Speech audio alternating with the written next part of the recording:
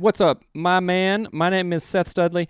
I'm a licensed marriage and family therapist. Welcome to Anatomy of Marriage. Today it's just solo. Once again, my lady, my main squeeze, baby mama, big booty as I call her on my phone, she is at Pilates. She's at Pilates with her best friends, and then after that, she's going to go to coffee. She's going to talk about anything she wants to, right? And I love giving her that opportunity to go out there and say, hey, lady, you got all the stuff is taken care of at the house. You go, have fun. I got it taken care of. And that's one of the things I want to talk about today in this episode. Actually, two things. And I'm going to keep it on task, I promise you guys. So this is for the men, and ladies, this is for you to also share with your dudes if they are not doing this or if they need a boost, right?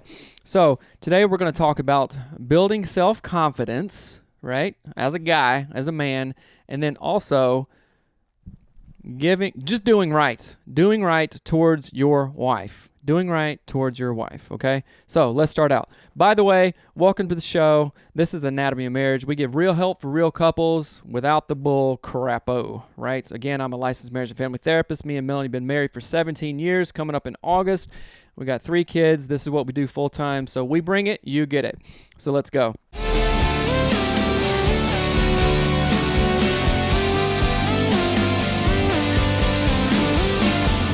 So one of the things that me and Melanie have been talking about a lot recently, as you know, we have been watching Lost.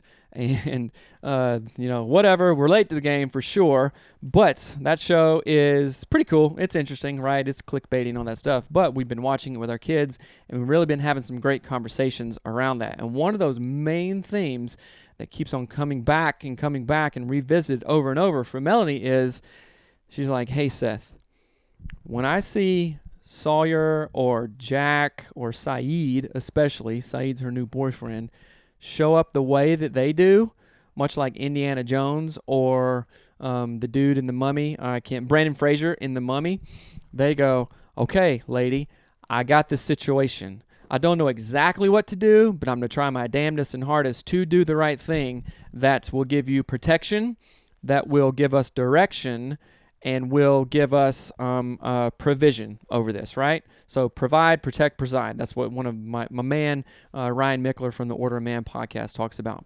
Provision, providing stuff, right? Resources, money, food, security. Protection spiritually, physically, emotionally, and then provision, right? So protect, provide, preside. Oh, preside is like leading over, right? And it's not the idiot Christian way that so many guys have gotten wrong and so many churches have abused, like my way, the highway, lady. We do this, no questions asked. We're going to do it even if you're miserable. What kind of leadership is that, please? It's not that kind of leadership. It is being on base for something, right? And I've found this. As I bring those Saeed vibes, again, not knowing exactly what to do every time, but being open to feedback, saying, okay, I don't know what to do, but I can figure this out. If there's resources over here, or over here, let me go get them, and I'm not going to forget about providing this stuff because either I get sidetracked or I can't because I'm an emotional baby and you have to babysit me, or if I have low self-esteem to do that. I can't do that. I don't know what to do, and, it's going to be... No! Let's lead, bros. Let's lead in a way that makes your wife, your partner, and your children feel protected, feel led, and feel safe and secure, right? We've said this before, but ladies, you ladies out there, have a security gland. I don't know where it is, right? Maybe it's in your head. Maybe it's in your heart. It's a security gland. And if you have more questions about this, ask Melanie, because obviously she can articulate it in the perfect way from that female perspective, right? But it's like the nesting kind of thing. If you see it's springtime out here in Washington, there's robins all in the grass, birds and stuff. There's even, coyotes in the back of the woods. Our dog just had puppies. There's this thing that ladies do. It's called nesting, right? And animals do it too. Nest.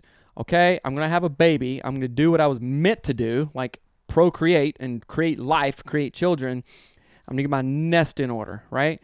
Can I count on the man that got me pregnant, or maybe even didn't, not, in some cases, whatever, to provide that security, to provide protection for that nest, okay? And when that need is met, it's like Maslow's hierarchy of needs. When that need is met for a woman, for a wife, then a lot of things can open up, right? Sexually, emotionally, spiritually, she can be who she was, right? And in my opinion, I've seen this with thousands of therapy clients and also just in our own marriage, which is the best litmus test. When I can show up, when I do show up in that way, everything in the house just goes smoother, right? So going back to the biblical sense of like, hey, husbands, lead, it really, really works, right? And it doesn't mean women can't lead also. Melanie is an excellent leader in so many aspects. But when I lead and am on base for and take charge of and act responsible for the end result of these X amount of things in our relationship, everything goes better, right? In fact, even just doing this, I promise you, Melanie appreciates it. So today's Saturday, we're going out of town. We want to, batch record some episodes. Melanie was like, hey, later on, let's go record a bunch of episodes to be in the queue, right? I said, hey, lady, I got you, girlfriend. And so I've already recorded one. This is the second one I'm recording today. I might record another. But she is going to feel secure that our business, I'm taking care of part of it, right? It doesn't mean I batch record every single episode independently. No. But for this case, for this day, she's off having coffee, doing Pilates, doing her thing with her friends. I'm back taking care of stuff, right? And after this, I'm going to go in and probably cut the grass and make our yard look beautiful and make the house all nice, right? And I'm not going to be a little bitch about it. I'm not going to do that, guys. For so often, our wives ask something or say something, if you would just whatever, and we go, oh yeah, well, I'm a small-ass baby, and I can't even do it because I'm butthurt about everything. I did that forever, and I was irritable. I said, oh, well, you just do this, right? And again, guys, this really wasn't modeled for me. I didn't learn like, okay, let's kick ass and do everything and be Saeed vibes. I wasn't really modeled with that growing up. And we're certainly not modeled with that in pop culture, right? You know, the oaf husband or whatnot. But there has to come a time when you're like, okay, I got this. And guys, here's a secret. Melanie doesn't know this. But in these last couple of days, I've been doing anything that she's asked me to do, right? And then those things that she's asked me to do, obviously, those are perpetual things that come up in her mind over and over and over. I'm continuing to do those things and say, hey, I got you, girl, right? In fact, this morning, I woke up earlier than she did, and I went on my run and come back home and was going to take a shower. I just wanted to see if she was awake or not. So I peeked in the door, and she was awake, and I was like, hey, good morning, babe. And I said, hey, because she always asks me these three things. Always, never fail. For a million years, she's asked me these things. Even before she says good morning, which I used to be like, hey, you're just all business, can you say hey to me and not be thinking about tasks already, right? But I'm like, okay, that's her personality. I'm not going to be weird and be butthurt about that. So she asked me three things. She says, hey, can you turn the coffee pot on, right? So she has an espresso maker, flip that switch, right? It takes a minute, and she wants it to be ready by the time she wakes up. Okay, boom, flip that switch on. Hey, can you put water in the kettle, right, to boil? So that's also ready, concurrent with the coffee maker, right? Okay, boom. And now since we've had puppies, she's very worried about the health and the upkeep of the puppies. Hey, can you go check on the puppies? Can you let Zinga out so she can go pee? All right, I got you. And so I know she's going to ask me those things, so I was ahead of it this morning. And this seems so small, but I promise you it is significant, guys. If you can flip that switch and do these things ahead of time before your wife asks, it will really go a long way. And I said, hey, that coffee maker, I got you. Water, got you. Oh, and guess what? The puppies, I'll check those right now. And of course, she smiled and was like, oh man, that's cool. Thank you, right? And am I doing that so we'll have sex later or doing foreplay or all that stuff? Sure. That's not a bad idea. I will not say no to sex, Melanie. So if you're listening, yes to the sex box. Check yes on the sex category.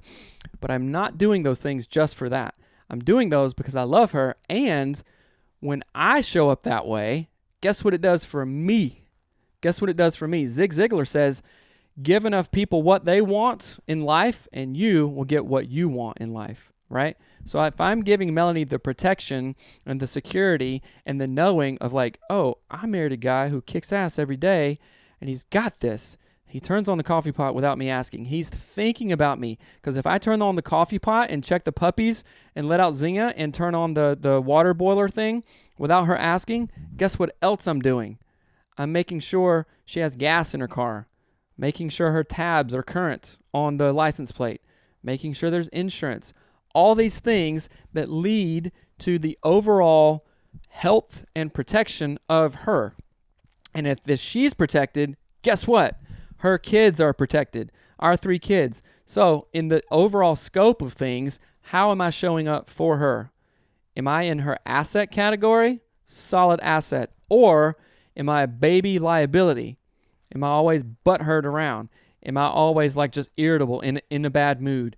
Am I always like just complaining about stuff? Am I always like, oh, well, I don't know. I mean, Seth hasn't done that. Is he going to do it this time?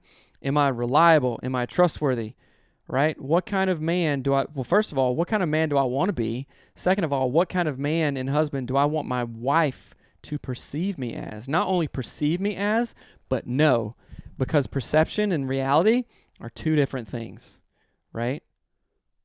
Perception and reality are 2 different things. So if my wife perceives me as, oh yeah, he's a kick-ass guy, he does all this stuff, she will know that and can have that thought in her mind by my actions, by what reality really says.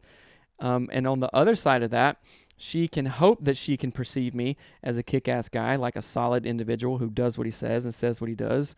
But in actions, it's not that. And that's where we have, what is it called in therapy language? There's an incongruence there. It's not congruent with who she wants me to be and who I actually am. So guys, when you can be the man that your wife wants you to be, and then actually that's who you are, then you're cooking with gas. Then you're cooking with seal oil, right? I got a native friend that says that. Okay. Number 2. Guys, do you struggle with self-confidence, with self-esteem, with the biting knowledge or knowing or feeling of, wait a minute, am I doing enough? Am I enough? Do I know what to do? Right? For so many of us, that comes from family of origin, that comes from childhood, and an amazing book that talks about that is by John Eldredge. John Eldredge, Wild at Heart. Oh, geez, why can I not remember that? John Eldredge, Wild at Heart. So it's got a super heavy Christian bent, which is fine. If you don't fly that way, that's fine too, whatever. But the point of that book is knowing and hooking up with other guys and hearing the thing that we all want to hear as dudes is, I have what it takes.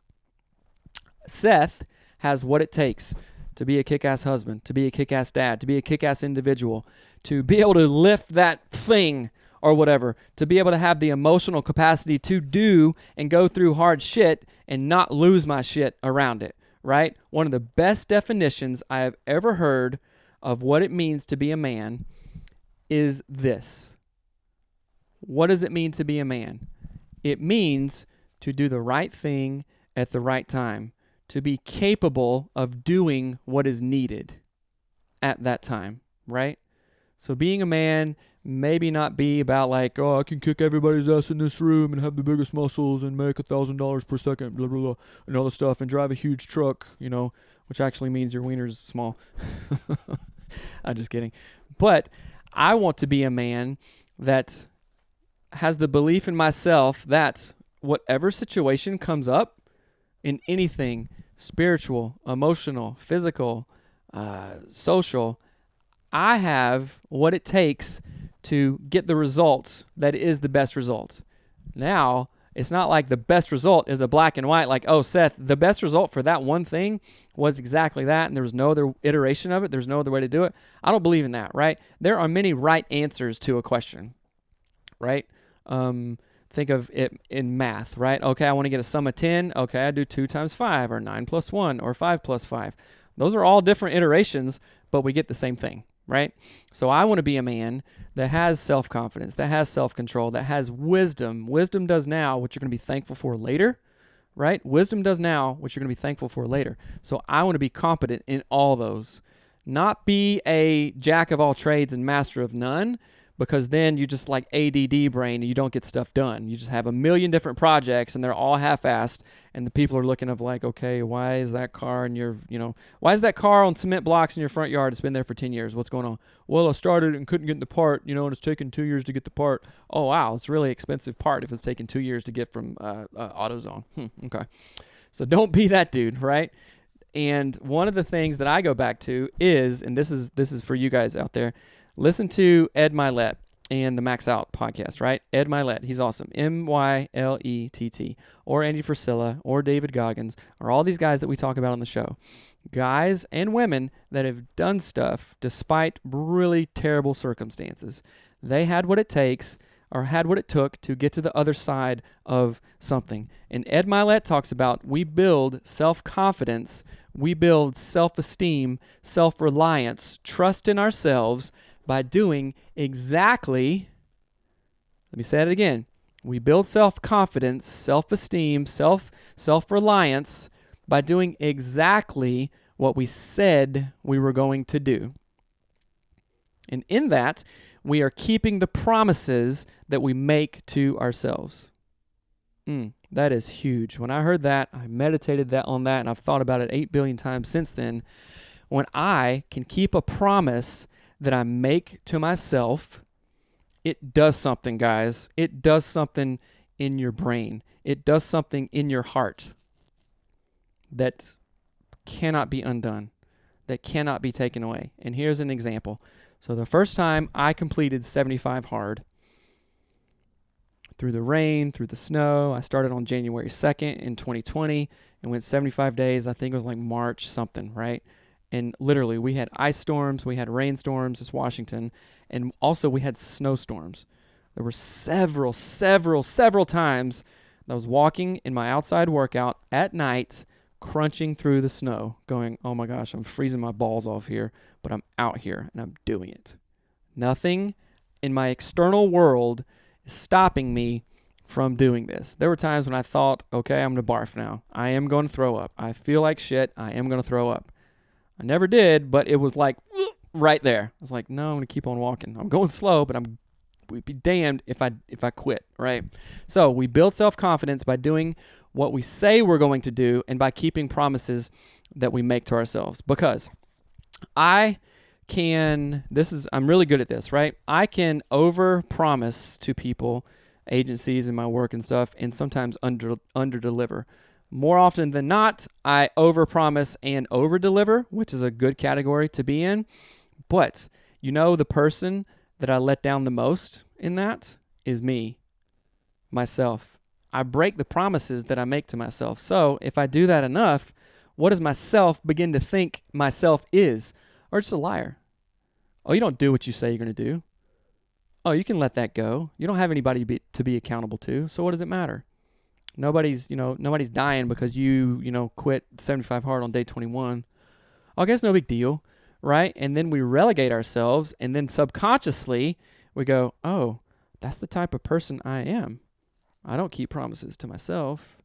I keep promises to others, but really that feels empty after a while because I don't believe my own bullshit after a while. You know what I'm saying? I mean, well, sometimes we do. We get in our way. Like we do believe our own BS, and that after we do that for a while, we turn around and go, I am extremely unhappy. I have extremely low self-confidence. I am extremely discontent. I don't like where I am right now, right? So you turn that around right now and begin to keep the promises that you make to yourself and do that consistently, maybe for 75 days or just for 5 days or 21 days, you will see an exponential 10x in your self-esteem, in your self-confidence, in your own internal value of your own self. If I devalue myself, it doesn't matter what I'm doing out there. If I'm not okay in my own brain, what does all this other stuff matter? I can have a huge house, but an empty home, and it does not matter, right? So we build self-confidence, self-esteem, self-reliance, self-trust by keeping the promises we make to ourselves. So guys, I want you to start out there. Are you the type of guy that has broken your promises to yourself? And if you're anything like me, yes, you've done that a billion times. But now that you know, you can't unknow. So if you're hearing my words, you're like, oh shit, I can't play that game anymore because if I do, well, you can, But don't be surprised when you're getting the same results over and over and over and over, right? So keep a promise, keep multiple promises that you make to yourself over days and days and days. The first time I finished 75 Hard, which I just finished like less than a week ago for the second time in 2021, the first time I did it, I told Melanie, I'm like, I can do anything. And that isn't in a weird, cocky, I'll kick anybody's ass in this room way, because that's not true, right? It is a way like, hey, I kept the promises that I made to myself. I have what it takes, just like John Eldridge talks about. I said I was going to do 75 days, and I freaking did 75 days. I kept that promise. If I can keep that promise to myself, then I am capable of other things. I'm capable of turning my marriage around.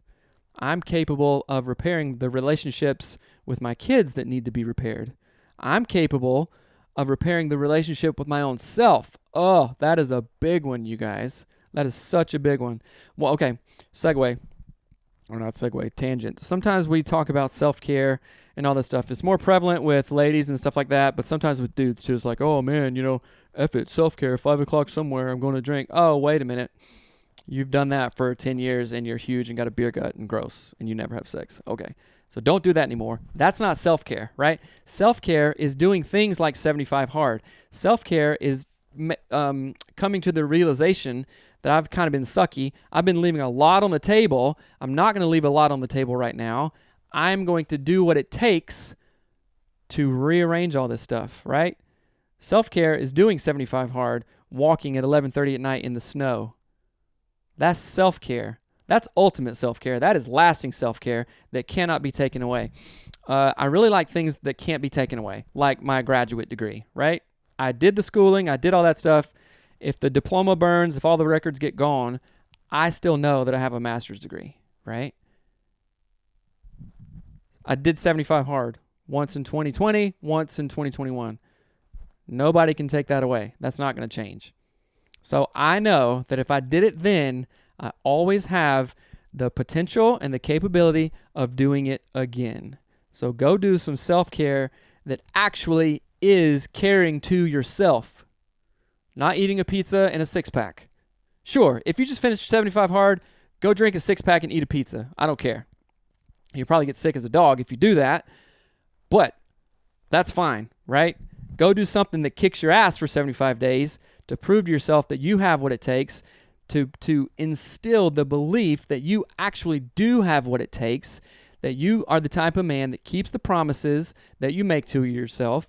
You're the type of husband, you're the type of dad that keeps those promises that you make to your wife, that you make to your kids, that you make to your parents, to your community, to your job, to your business. Be that type of guy. And I promise you, all this stuff that you want, self-esteem, happiness, contentment, will 10x. You guys, I've done it. I swear by it. I have thought all the stuff that you have thought before, and then I did it. Thought all the things you thought about before, felt all the ways you felt, been butthurt, been sad, been a victim, been a pity party, all this stuff before. I promise you, I've done all that before. And also, I've gone to grad school. I've built a business. I've built programs. I've flown to Dubai alone to speak at a mental health conference that I had no business at and succeeded and got invited back for a second time. I've turned my marriage around, created a podcast, finished 75 Hard twice. I've done these things, you guys. If I can do it, you can do it. My coach told me, and I said this before, he asked me, he's like, Seth, if these other dudes, if these other ladies have built this, why can't you do it? I'm like, oh, well, yeah, I guess not. And if you don't do it, Seth, somebody else will. The next Tony Robbins is there. The next David Goggins is there. The next Melanie Studley is there. The next Seth Studley is there. They're there. Why not you? If you don't do it, somebody else will. If you don't do this, somebody else will turn their marriage around, have sex tonight, get over their stupid shit that they've been bitching about forever, and then create an awesome podcast or an awesome business and an awesome marriage and an awesome family and an awesome legacy. Somebody on this earth will do that. Why not you? Why not you? There's no reason. You cannot email me right now at seth@anatomyofmarriage.com and go, Seth, I can't do it because of 1, 2, 3. I'll read it, I'll laugh at it, I'll judge you, and then I'll encourage you and kick your ass on that and saying, yes, the F you can, because I did. Because I did. So, you guys, I love you.